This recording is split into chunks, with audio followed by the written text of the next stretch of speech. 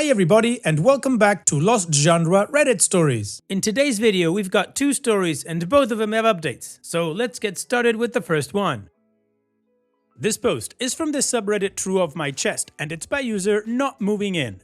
My boyfriend and I were supposed to move in together. 2 weeks ago he bought an $87,000 truck without telling me. I refused to move in with him.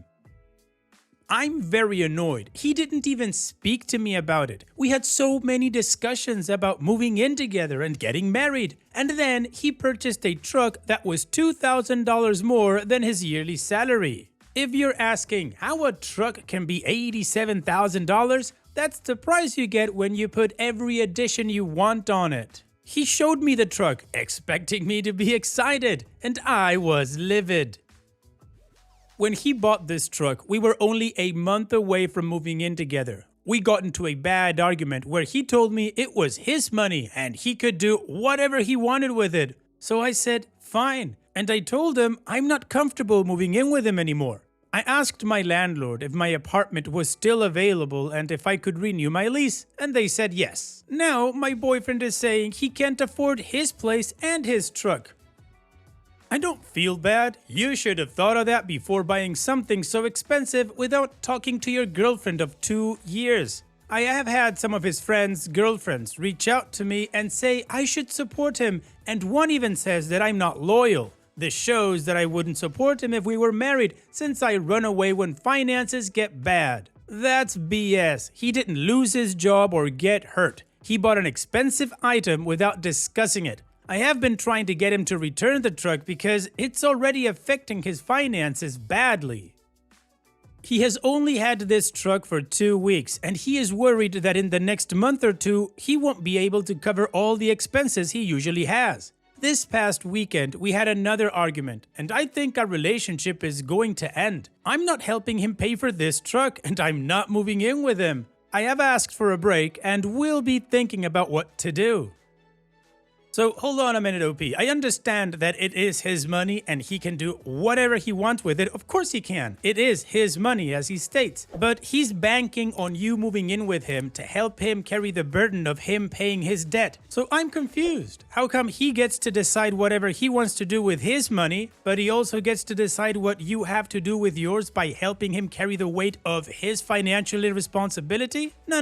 The same thing applies to you, and you decided you don't want to do that, so you're not moving in with him. Now he doesn't get to cry.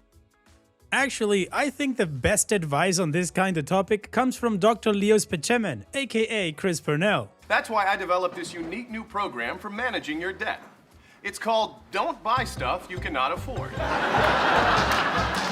But shouldn't you buy it before you have the money? No. Why not? It's in the book.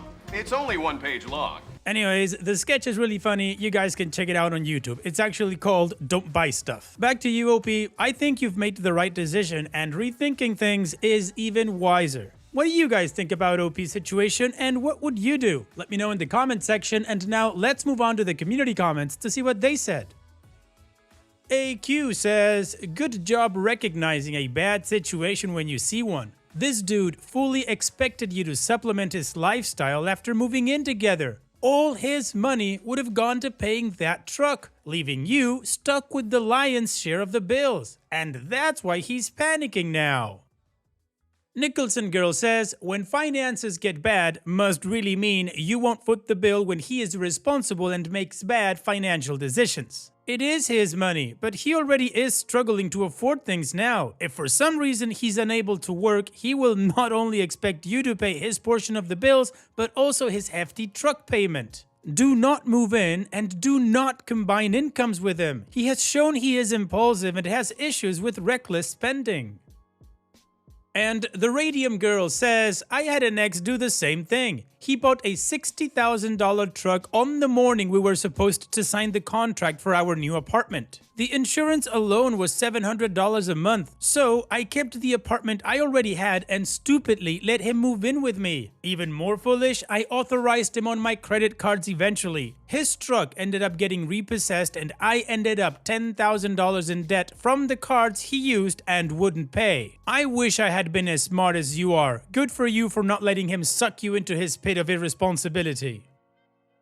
OP's edit. I appreciate the different opinions everyone has given me. I have a lot to think about. To answer 2 questions, no, he doesn't need the truck. He works from home, and if he has to check in at work, he has an office. Also, his friends and their girlfriends know about this issue because he asked for their views when we went to a get-together last week. Only 2 girlfriends reached out to me to tell me I wasn't being supportive. The others have minded their business.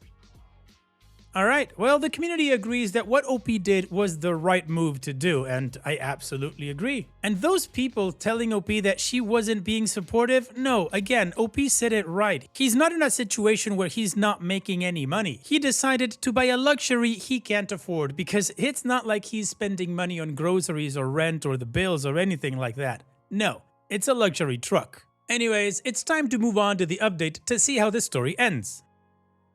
Yeah, so I broke up with him mainly because I realized we weren't financially compatible. Before I go into what happened, I do want to say something. I understand we weren't married, but we were both moving into a new place together. We had several discussions about this move and our plans for the future, including marriage. For the people private messaging me saying it's his money and he can do whatever he wants, or you're only 2 years into a relationship, you're not a wife, I know that, and I have never asked what is in his bank account or told him what to do financially. I'm aware it is his money, but I also know his financial situation, and he was making decisions without my input that, if we were to stay together, would affect not only him, but also our relationship and our financial situation for years to come.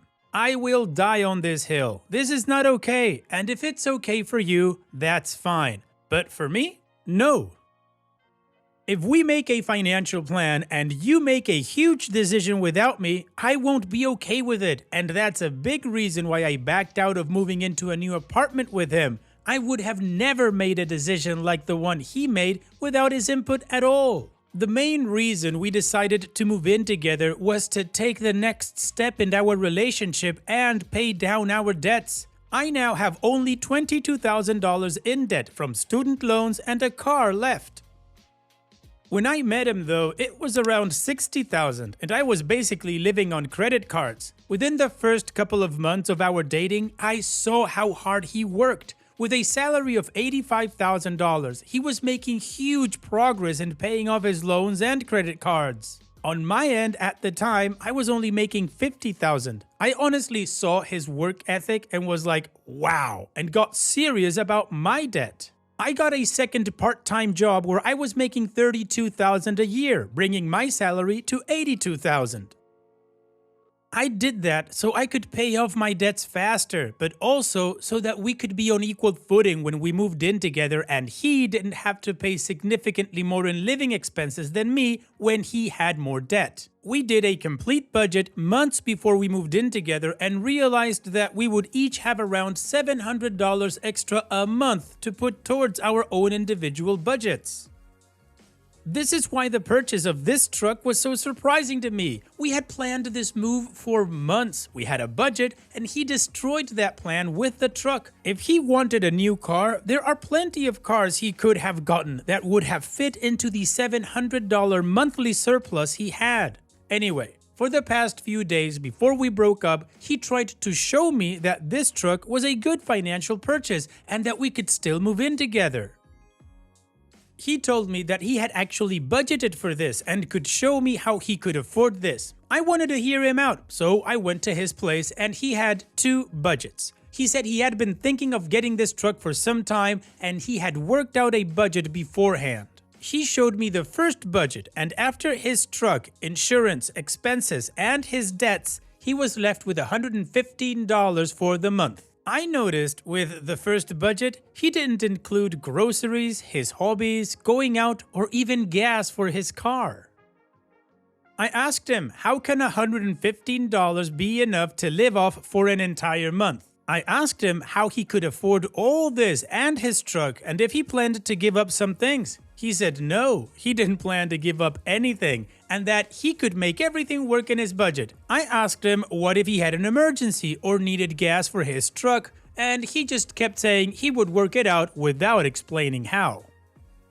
After I saw the first budget, I asked to see the documents for the car. And that's how I found out the truck's price was $95,000 total after taxes, registration, and fees. He traded in his reliable 2003 Toyota and all his savings to get a loan at 14% for 72 months. His monthly payment is now $1,966 and his insurance is $573. He also still has significant student loans. I kept telling him that $115 left over monthly wasn't enough. That's when he showed me his second budget, which had a combined higher monthly income. I asked him if he was getting a second job, and he said due to his job relying on him to be on call, he couldn't. I asked where the income was coming from, and this man said, "Well, you're getting a raise soon." I froze because I had once mentioned this raise months ago. My first job is my career job, and I work in a field where you get a pay bump when you hit certain milestones. In September, if my raise is approved, I will go from $50,000 to $80,000, and with my second job, my total yearly income will be $112,000. But getting the raise isn't a guarantee. You have to meet certain criteria, and if you don't, you have to wait 3 months before trying again. When he mentioned my supposed raise, I was quiet, and then I said, "So you planned a budget that included additional income that I wouldn't get for at least 6 months and income that I might not even get in September." He said that when I got my raise, the ratio of what he would pay would decrease and he would have more disposable income. I asked him why it was okay for him to plan budgets with my income, but I had no say in how he spent his. He couldn't answer that. I told him I had no issue with paying more bills if I got a raise, but the fact that he banked on that, didn't discuss it, and now expects me to be okay with this is ridiculous. I also said there was no way I wouldn't be paying more with the first budget because he wouldn't have been able to survive on $115 a month. I told him he didn't communicate and that this was on him because he had made huge financial plans that included me without discussing anything with me. Finally, I told him I would never have done any of this without consulting him first because I thought we were a team building something. I ended things the next day and he has been trying to reach out, but I'm not interested. He has financially crippled himself with this truck. If, with my income now, he could barely make it, he sure isn't making it on his own. I really hope that things work out for him and he is able to keep his truck and recover, but I'm not paying the consequences for such a massive financial mistake that is going to hugely affect him for years to come. If I were to stay, this financial decision would affect me as well and would continue to affect both of us for years. Again, this is different from becoming ill or losing a job. He chose this and refuses to budge and fix it. I now realize we are not financially compatible, and that's okay, and I wish him the best. Opie's edit. Thanks everyone for all the support. I don't hate my ex, and I really hope he's able to recover from this. It was such a learning lesson for me about how one mistake can ruin you financially. It has made me even more cautious, but also determined to keep working towards a better financial future for myself. And to answer the question about why I'm not bad-mouthing him, it's because I'm sad. I'm sad about what he did to himself and that I had to leave because he isn't seeing how bad this is. I'm sad that just a few months ago, I was planning for us to live and have a life together, and now that's gone. But most of all, I'm sad for him. He was doing so well, and he rubbed off on me immensely in terms of paying off debt and watching my spending. I'm sad that he threw away all his hard work. Dumping on him even more isn't worth it because when he realizes this mistake, it will be so bad for him. I don't see a point in doing it, but I'm not judging anyone who would in these circumstances. Well, OP, I do think you made the right decision still, of course, but you are right. It's sad that he dug himself into this thing for a truck. And just to be clear, OP, if it was the other way around and it was you who was making the bad financial decisions and expecting him to bank them, then I would also suggest to him that he shouldn't be in a relationship with you because, as you said it, you guys were financially incompatible. Doesn't matter who's on which end. So hopefully he does come to his financial senses soon and does something to revert the situation. But until then, here's wishing you, OP, the best in the future. Thank you for sharing and take care. And now let's move on to the next post that, like I said in the beginning, also has an update. This post is from the subreddit Am I the A-hole, and it's by user No Ride Throwaway. Am I the a-hole for saying I'll be driving myself and paying for my own room on the upcoming family vacation so I won't have to be a babysitter?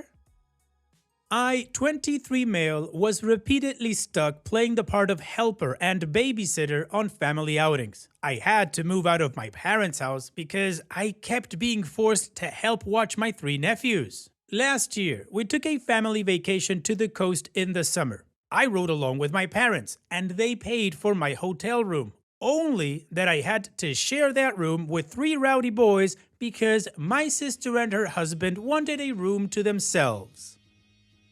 I was promised time to do my things on vacation, but instead I ended up having to help with these kids. I complained to everyone about it and was reminded I was there for free. And then we pretty much just did only one thing I wanted to do, which was tour an art gallery. I like doing this whenever I'm at the coast, but the kids find it boring. This year, my parents have a beach trip planned for June, and they assumed I'd be riding along the same way as last year, but I refused. I said I'd be driving myself and paying for my hotel stay to have my room. My parents were shocked and tried to remind me of the cost. I said it was no worry. I've got a good job and a decent running car. I can more than afford it. That's when the buts started. I stated the previous listed things as to why I'll be driving myself and paying for myself. I want to be able to enjoy this vacation as an adult and not be treated like a child like last year. My parents told my sister, who called to blow up at me, that I'd ruin the vacation if I went off doing my own thing while she had to wrangle her 3 boys. I ended up yelling at her that last year all she did was rope me into her mess. I didn't really get to do much of anything I wanted to do, and I was treated like the bad guy for wanting to just go to an art gallery. I'm a grown man. I deserve my own vacation too. Now, my sister is not speaking to me, and my parents are still trying to convince me to just ride with them to keep the peace. I'm still refusing, but the pressure is getting to me. Am I the a-hole for not giving in? I know they'll have a pretty hard time when they won't have another person there to help. No, OP, you are most definitely not the a-hole, and I have to say, I have no sympathy, empathy, any kind of pathy for your sister, except antipathy. That's the only one I've got for her. Your sister and her husband are responsible for those kids, and you shouldn't be expected to be the de facto babysitter just because she wants a vacation. And I understand the it takes a village kind of mindset, but don't abuse the village. I've got 3 kids, 7, 4, and 1, and I wouldn't expect anybody else but my wife or me to take care of them. Now, if my wife and I want to go out on date night, we get a paid babysitter to watch our children. And if we go on holiday and we can't go out to dinner with everybody else because it's the kids' bedtime, well, then we stay with the kids, and that's it. It all comes down to a simple principle that I'm actually trying to teach my kids. You can't always do what you want. That's the reality of life. And what is your judgment? Let me know in the comment section, and now let's move on to the community comments to see what they said. 75 O'Hara's says, not the a-hole, but if you're paying for yourself, go somewhere else on your own to make it a hard no to babysitting. The Harlinator says, not the a-hole. Your sister can pay a babysitter to come on the vacation if she doesn't want to deal with her 3 children. Personally, I wouldn't even go because even in a separate hotel room, they aren't going to leave you alone about this. They feel very entitled for your babysitting services. And Sam Spade PI says, quote, my parents told my sister and she called to blow up at me that I'll be ruining the vacation if I'm off doing my own thing while she has to wrangle her 3 boys, end quote. That's a laugh. She's admitting she's ruining your vacation so as not to ruin her own. They're her kids and her responsibility. Not the a-hole. In fact, you're nicer than I would be. I'd just say, no thanks, I've got other plans, and avoid the family vacation altogether. Okay, well, I'm assuming it's to no one's surprise that the community deemed OP to not be the a-hole. So now, let's move on to the update to see how the story ends. Well, I'm off work now, so I can tell you more about what went down. I guess you could say it's over. My sister got our parents involved. They looked at my post and were absolutely horrified by the continuous influx of commenters. Yes, they're very angry with me for posting here, but I told them that if they'd just listened to me to begin with, I'd have never needed to. I'm sick of the whole keep the peace mentality that sacrifices me to appease my sister. They, in turn, went off on my sister, and to make a long story short, the whole vacation was cancelled. The hotel wasn't booked yet anyway, but my parents are arguing with my sister is blaming me, and my nephews are crying because they aren't going to the beach. My sister called me at lunch and basically implied I have no life, which is why I had time to help. I recorded that and told our parents, and that's currently what they're fighting about. Final update. I wasn't going to update again, but here's a little more. My parents said that they won't ever push babysitting on my nephews again and have agreed that what happened last year was unfair to me. Right now, they are very angry with my sister for telling me I should help her because she thinks I have no life. My sister is playing the victim, and my brother-in-law is basically saying nope to the whole mess and spending most of his time at work. Thank you to everyone who has commented, you made my day. Well, all I've got to say is, temperance is a thing, and your sister should learn about it. Also, your sister and her husband sound like really sucky people, but I'm not gonna go into that. In any case, OP, I hope you do enjoy whatever vacation you take. So, thanks for sharing and take care. And that's it for today's video. Thank you so much for taking the time to watch it. Now, if you've gotten to this point in the video, I assume that you like these stories that I'm reading out. So here are a couple more that you might enjoy. And if you don't have any time to watch another story right now, save it for later. And also, don't forget to hit that subscribe button.